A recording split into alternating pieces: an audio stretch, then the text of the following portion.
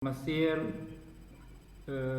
Tunisia, Sudan, Suriah, bahkan ada di Filipina. Ini beda-beda mazhab nih Ustadz nih. Ini kita Hmm. kayak Hanafi itu kunutnya kan cuma di subuh. Dia witir nggak pakai kunut tuh. Sedangkan Hmm. imam yang pakai kunut di witir tuh memang tiga. Cuman kayak Hambali itu kan kunutnya khusus di witir, tapi bukan di Ramadan. Kalau yang Maliki tuh witirnya Hmm. di Ramadan. Sama kalau Indonesia kan Syafi'i subuh sama semua witir tuh kena semua tuh. Nah ini kalau misalnya jadi imam pertanyaannya tuh pakai kunut apa enggak ya? Karena kan ada yang pakai ada enggak nih Nah, Ustaz. untuk Ada yang sunnah, ada untuk yang yang subuh atau witir? perkara baru. Untuk witir Ustaz.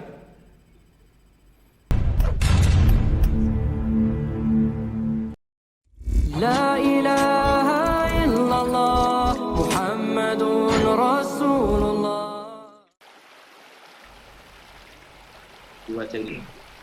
Dan akhwat sekalian rahimani wa rahimakumullah, pada malam hari pada tarawih ini Allah Subhanahu wa taala masih memberikan kesempatan kita untuk talabul ilmi dan juga nasrul ilmi, yaitu menuntut ilmu dan menyebarkan ilmu. Tentunya ini nikmat yang besar dari Allah Subhanahu wa taala yang patut kita syukuri.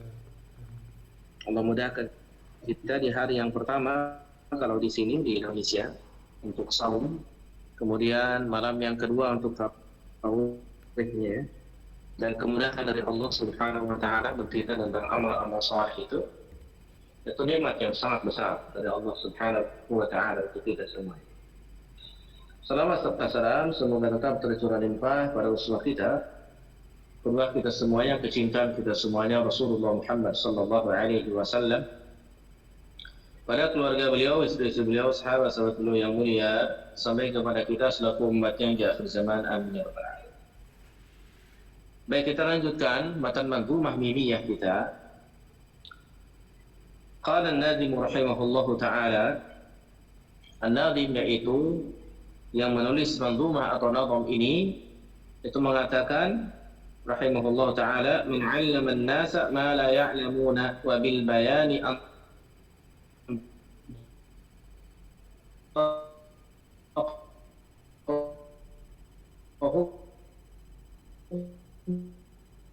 si mausul, ya, dengan makna alladhi, yaitu yang, ai alladhi 'allaman nasa, yaitu yang mengajari manusia, ma la ya'lamun, apa-apa yang tidak mereka ketahui.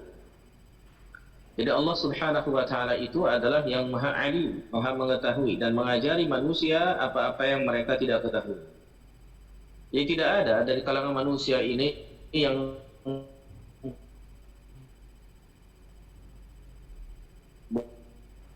boleh untuk bersombong diri dengan ilmunya, dengan pengetahuannya, nggak boleh. Karena yang paling utama dan paling alim itu adalah Allah Subhanahu wa taala. Ya, Subhanahu wa taala. Allah Subhanahu wa taala berfirman di surah An-Nahl ayat 78, "Wallahu akhrajakum min butuni ummahatikum la ta'lamuna syai'an wa ja'ala lakum as-sam'a wal absara wal af'idah la'allakum tashkurun." Dan Allah lah yang telah mengeluarkan kalian min butuni ummahatikum, dari perut ibu-ibu kalian. La ta'lamuna syai'an, kalian tuh tidak tahu apa-apa, nggak tahu sedikit pun tentang apa-apa. Wa ja'ala lakum as-sam'a wal absara wal af'idah, dan Dia menjadikan untuk kalian pendengaran, penglihatan dan hati nurani. La'allakum tashkurun, agar kalian semua itu bersyukur kepada Allah, bukan malah jadi sombong, agar kalian bersyukur Allah yang ngasih semua itu. Kemudian di surah Al-Alaq ayat 5 Allah Subhanahu wa taala berfirman, "'Allamal insana ma lam ya'lam." Dialah Allah yang telah mengajari manusia apa-apa yang tidak dia ketahui. Apa-apa yang tidak dia ketahui. Di surah Al-Alaq ayat 5. Di manusia itu nggak tahu apa-apa kecuali telah diajari oleh Allah Subhanahu wa taala. Dan di surah An-Nisa 113 Allah taala berfirman, "Wa 'allamaka ma lam takun ta'lam wa kana fadlullahi 'alaika 'azim." Dan Dia telah mengajarimu apa-apa yang tidak kamu ketahui. Wa kana fadlullahi 'alaika 'azima. Dan fadilahnya, keutamaan Allah Subhanahu wa taala atasmu itu besar sekali, agung sekali. Jadi semua yang Allah berikan berupa ilmu yang kita miliki ini, itu adalah karunia dari Allah, fadilah dari Allah. Bukan karena kehebatan kita, bukan karena upaya kita yang besar, tidak. Tapi karena keutamaan dari Allah subhanahu wa ta'ala. Maka ilmu itu fadlullah wa minnatuhu. Itu adalah fadilah atau keutamaan dari Allah subhanahu wa ta'ala, anugerah darinya. Dan pengajaran Allah subhanahu wa ta'ala itu syamilun li kulli ilmi min ulumid dunya wa ulumil akhirah. Itu mencakup seluruh ilmu dari ilmu-ilmu dunia dan ilmu akhirat. Semuanya dari Allah. Ilmu fisika, biologi, segala macam. Walaupun penemu-penemunya adalah orang-orang barat, katakan orang-orang kafir, tapi yang memberikan ilham adalah Allah. Bahkan sejarah membuktikan bahwasanya justru bukan orang-orang barat yang menemukan. Mereka hanya mencuri ya, dari orang-orang muslim terkait dengan teori-teori. Walaupun tentu ada dari kalangan mereka yang menjadi penemu, tapi itu pun diberikan ilham oleh Allah subhanahu wa ta'ala. Bukan karena diri mereka sendiri yang hebat. Ya, muhazzul kafir min dzalika zahiran min al-hayatid dunya. Dan bagian bagi orang kafir dari ilmu-ilmu tersebut itu yang nampak saja dari kehidupan dunia. Allah subhanahu wa ta'ala berfirman di Ar-Rum ayat 7, ya'lamuna zahiran min al-hayatid dunya wa hum 'anil akhirati hum ghafilun. Mereka mengetahui yang zahir-zahir saja, yang lahir-lahir saja dari kehidupan dunia. Ya, sementara mereka itu dari akhirat itu mereka lalai. Mereka nggak tahu tentang ilmu akhirat. Dan mereka itu nggak memikirkan tentang bagaimana nasib di akhirat. Mereka hanya mikirin bagaimana caranya hidup di dunia dengan ilmu-ilmu dunia. Ini perbedaan dari orang-orang beriman dengan orang kafir. Orang beriman itu mereka mencari ilmu itu bukan untuk kehidupan dunia saja, tapi terlebih lagi untuk kehidupan akhirat. Saudara, kalau orang-orang kafir, setinggi apapun prestasi mereka dalam ilmu dunia, mereka itu hanya untuk kepentingan dunia saja, tidak untuk kepentingan akhirat. Maka mereka itu rendah di sisi Allah subhanahu wa ta'ala. Wa akramallahu azza wa jalla al-muslimina bi khairil ulumi wa anfa'iha, ala wa huwa al-ilmu bima khuliqu li ajlihi wa ujilu li tahqiqihi ala tafawuti bainihim, ya, fi dhalika quwwatan wa dha'fan. Dan Allah telah memuliakan orang-orang Islam dengan sebaik-baiknya ilmu dan paling bermanfaatnya, yaitu ilmu tentang apa-apa yang mereka diciptakan, atas dasar apa mereka diciptakan atau diperintah. Ya, untuk apa mereka diciptakan dan diperintah? Mereka tahu ilmunya tentang itu. Itu ilmu akhirat. Dan mereka diwujudkan, diadakan oleh Allah subhanahu wa ta'ala untuk mentahqiq, menetapkan atau tafawutnya, bertingkat-tingkatnya antara mereka dalam masalah kekuatan dan juga kelemahan. Dan tapi Allah subhanahu wa ta'ala itu yang maha kuat, yang maha gagah, tidak ada kelemahan padanya. Sementara manusia bertingkat-tingkat kelemahan kekuatannya. Dari segi hafalan, manusia bertingkat-tingkat kekuatan hafalannya. Dari segi ilmu, manusia bertingkat-tingkat keilmuannya. Sebagaimana yang Allah berikan kepada mereka, yang Allah bagi untuk mereka. Dan firman-Nya, ya, berkenaan tentang apa? Tentang perkataan Nazim di sini. Nazim mengatakan, wabil bayani antok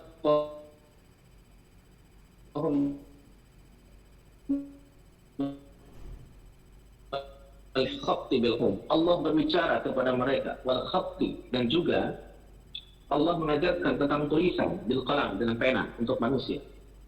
Maksudnya Allah azza wa jalla itu berbicara, atau antaqal insan, membuat manusia bisa berbicara. Allah bicara dan juga membuat manusia bisa berbicara bil bayan, dengan penjelasan-penjelasan. Kita bisa berbahasa. Allah yang bikin kita seperti ini. Kita bisa menjelaskan begini, bisa memahami penjelasan. Allah yang bikin seperti itu. Allah yang memampukan. Ya, dan kita juga dimampukan oleh Allah untuk bisa menulis. sesuai dengan bahasa yang Allah berikan, anugerahkan kepada kita dengan berbagai macam bahasa. Bil qalam, dengan pena. Ya, Allah Subhanahu wa taala berfirman, Ar-Rahmanu 'allama al-Qur'ana khalaqal insana 'allamahu al-bayan. Ar-Rahman ayat 1 sampai 4. Dialah Ar-Rahman. 'Allama al-Qur'an, yang telah mengajarkan Al-Qur'an. Khalaqal insan, yang telah menciptakan manusia. 'Allamahu al-bayan, yang telah mengajarkan kepadanya al-bayan. Itu apa maksudnya? Maksudnya adalah yatalaffadhu wa yatakallamu bilisanihi. Mereka melafazkan, atau seorang itu bisa melafazkan, bisa berbicara, bisa ngobrol dengan lisannya. Apa-apa yang dijelaskan oleh Allah Subhanahu wa taala melalui ayat-ayat kauniyah maupun ayat-ayat syar'iyyah. Ya, dan dituliskan itu dengan qalam, dengan pena. Allah yang mengajari. Seperti di Al-Alaq ayat 4, alladzi 'allama bil qalam. 'Allama al-insana ma lam ya'lam, seperti itu. Oleh karenanya, sesungguhnya pengajaran dari Allah Subhanahu wa taala untuk manusia, apa-apa yang dia tidak ketahui itu mencakup pengajaran ucapan dan juga pengajaran penulisan. Jadi Allah mengajarkan ucapan, mengajarkan bahasa, dan juga mengajarkan penulisan yang sekaligus. Ya. Dan nazim di sini yang bikin nazam ini menjamak, yaitu mengumpulkan antara keduanya dengan perkataan wabil bayani antaqahum wal khatti bil qalam, dan dengan penjelasannya Allah menjadikan mereka bisa berbicara, dan juga Allah mengajari menulis dengan qalam, yaitu dengan pena. Inilah Allah Subhanahu wa taala. Baik. Demikian yang bisa disampaikan, ya.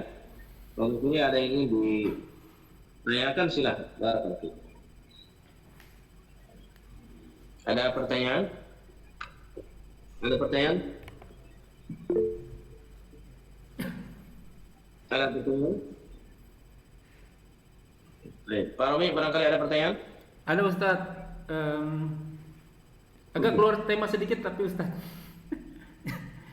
Ustadz, di sini masalah kunut Ustadz, di sini kan bermacam bangsa nih, ada India, Bangladesh, Pakistan, Mesir,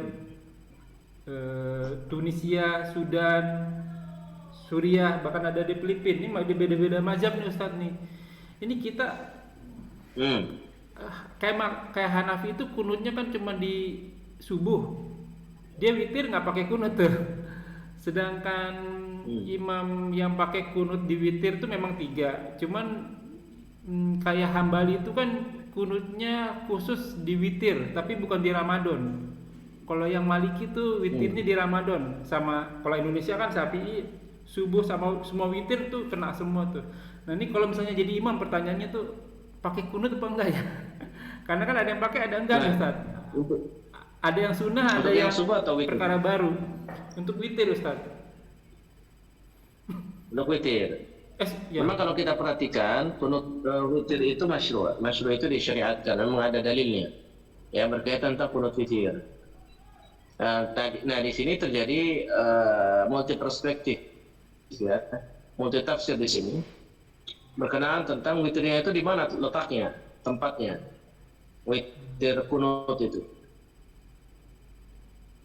Kalau Syafi'iyah witir kunut itu hanya terjadi di Ramadan dari tanggal 16 sampai 30 atau sampai akhir Ramadan. Itu dari setengah Ramadan ya sampai ke akhir, itu Syafi'iyah. Sementara kalau Hanbali itu di semua witir itu ada kunutnya, mau kunut yang ada di Ramadan maupun di luar Ramadan. Akan tetapi ya itu bukan berarti rukun daripada witir, salat witir, tidak. Jadi boleh kunut, boleh tidak. Gitu ya. Tapi masyru' itu disyariatkan, ada dalilnya untuk berkunut di witir. Maka yang terkuat Allah alam adalah pendapat dari Hanbali ini, yaitu berkunut ketika witir. Berkunut ketika witir itu masyru', dibolehkan. Tapi sekiranya makmum kita itu tidak terbiasa dengan kunut witir, tidak mengapa kita tidak kunut ketika witir. Ya, kalau kita jadi imam, lita'lifil qulub, untuk menjaga persatuan hati namanya. Ya, kenapa tidak sampai derajat wajib kan kunutnya, tidak jadi rukun gitu dalam witir tersebut. Sehingga tidak mengapa tidak menjadikan kunut atau tidak berkunut ketika mengimami dalam sholat witir. Seperti itu. Andai kata makmumnya banyak yang tidak berkunut, seperti itu. Wallahu a'lam bishawab. Masih ada? Saya masih masih berkenan tentang Ramadan nih Ustadz. Untuk witir tuh harus ganjil 3 rakaat langsung atau boleh 2 1 atau 2 3 atau 4 1 atau 4 3. Itu gimana tuh Ustadz? Boleh nggak seperti itu? Boleh, dengan berbagai macam formasi, yang penting akhirnya ganjil. Mau 2 dengan 1, 2 dengan 5, 2 dengan 7, gitu kan? Atau mau 10 dengan 1, atau mau 4 dengan 7 misalkan. Atau bagaimana caranya?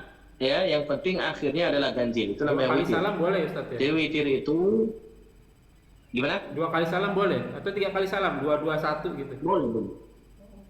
Boleh. Yang penting akhirnya ganjil. Nah, itu witir. Ya, seperti itu. Nah Ustaz, kalau misalnya witir itu kan kalau 1 oke, tasyahud akhir. Kalau 3 rakaat kan nggak ada tasyahud awal tuh, tasyahud akhir aja.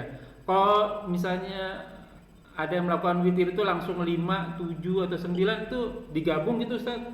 Itu ada tasyahud awal nggak sih? Atau ada tasyahud awal tapi di mana ya? Tidak ada tasyahud awal, langsung digabung itu terus lanjut. Tasyahud akhir saja di akhir.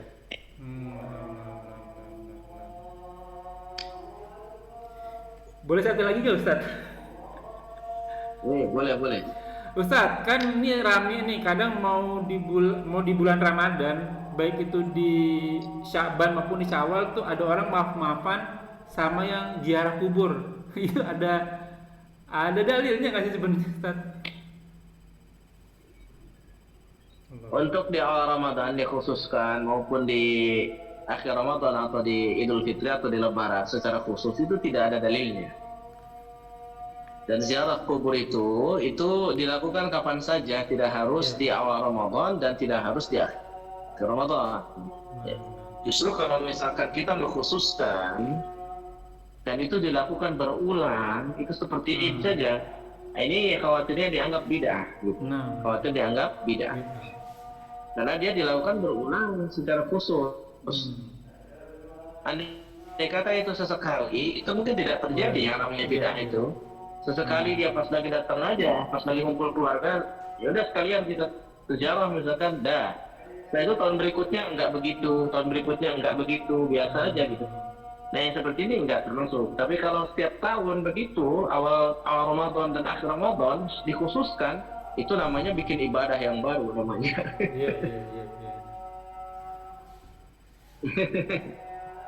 Gitu. Apa Ustaz, kalau misalnya ke kuburan itu ada sunahnya nggak sih pakai hitam-hitam atau putih-putih terus ditabur bunga terus ngaji itu emang bagaimana kita ziarah kubur sih sebenarnya? Nggak ada aturan seperti itu, nggak ada aturan pakai hitam-hitam, nggak ada aturan putih-putih. Aturan hitam-hitam justru dari orang-orang kafir. Kalau kita perhatikan orang-orang kafir itu kalau meninggal dunia, salah satu dari mereka itu orang-orangnya pakai pakaian hitam. Ya jangan ngikuti mereka, jangan tasyabbuh, jangan menyerupai mereka. Ya jadi kita pakai pakaian biasa saja yang ada. Ya demikian. Kemudian selanjutnya nggak perlu tabur bunga, nggak perlu. Ya itu kias yang keliru ya. Mengkiaskan dengan Nabi bawa rantingnya ditancapkan. Ya. Kemudian apa namanya? Dia terus dalam keadaan diringankan azabnya sampai kering ya, malamnya ibatu. Sampai kering ranting-rantingnya seperti itu. Nah, itu Nabi, kekhususan Nabi itu, bukan kita. Itu pun bukan bunga, ranting. Mana bisa kita meringankan azab orang dengan tabur bunga, nggak bisa. Ya, itu kekhususan Nabi Sallallahu Alaihi Wasallam. Ya, hanya Nabi yang bisa demikian dengan izin Allah Subhanahu Wa Taala. Nah, itu pun bukan bunga lagi, ranting. Nah, cuman dianalogikan oleh sebagian orang pakai bunga. Ya, jadi ini analogi yang keliru ya, analogi yang keliru, kias yang keliru. Sebaiknya gimana sih Baik, Ustaz kalau barakallah. ziarah Ustaz? Kan ada yang ngaji-ngaji juga gitu. Baik, ziarah itu ketika masuk ke makbarah, ke komplek makbarah, itu kita ucapkan doa, Assalamualaikum ahlad diyar, minal mu'minina wal muslimin, wa inna insyaallah bikum lahiqun. Kalau tidak berbahaya, kita cabut sandal kita berjalan tanpa alas kaki. Sampai kemudian ke pekuburan seperti itu. Nah, kuburan mana yang kita tuju, kita sampai ke sana. Kemudian tidak boleh salat menghadap kubur. Kata Nabi, la tusallu 'alal kubur. Enggak boleh salat menghadap kubur. Wala tajlisu 'alaih, dan tidak boleh duduk di atasnya. Tidak boleh juga berdiri di atasnya, menginjaknya. Maka tatkala kita datang ke sana, kita tidak harus untuk duduk jongkok di sana, enggak. Justru kita berdiri menghadap kiblat dan mendoakan. Berdiri menghadap kiblat dan mendoakan. Bukan duduk kemudian menghadap kuburan dan berdoa, bukan. Ya. Tapi harusnya kita itu berdiri di kubur, di dekat kubur tersebut, hadapkan kita pada kiblat, tubuh kita, badan kita, muka kita, wajah kita ke kiblat dan berdoa kepada Allah. Mendoakan ahli kubur. Allahumma gfir lahu misalkan, dan seterusnya dari ampunan-ampunan atau doa-doa supaya dilapangkan kuburnya dan lain sebagainya. Itu, nah demikianlah. Setelah itu pulang. Setelah itu pulang seperti biasa, tidak ada agenda-agenda yang lain. Begitulah Nabi SAW kalau ziarah kubur. Boleh jadi mimpin doa boleh Ustaz? Satu keluarga saya pimpinin doa gitu untuk yang meninggal. Tidak usah. Oh, sendiri-sendiri Masing-masing saja. Syukur Ustaz. Bisa saja mendoaku. Bisa dipahami? Paham Ustaz. Baik. Cukup? Yang di sini cukup? Cukup ya? Baik. Itu mungkin yang bisa disampaikan. Mudah-mudahan bermanfaat walaupun singkat-singkat ya. Insyaallah kita bertemu lagi esok di jam yang sama. Subhanakallahumma bihamdik, asyhadu an la ilaha illa anta, astaghfiruka wa atubu ilaik. Wassallallahu ala nabiyyina Muhammadin wa ala alihi wasallam. Assalamualaikum warahmatullahi wabarakatuh.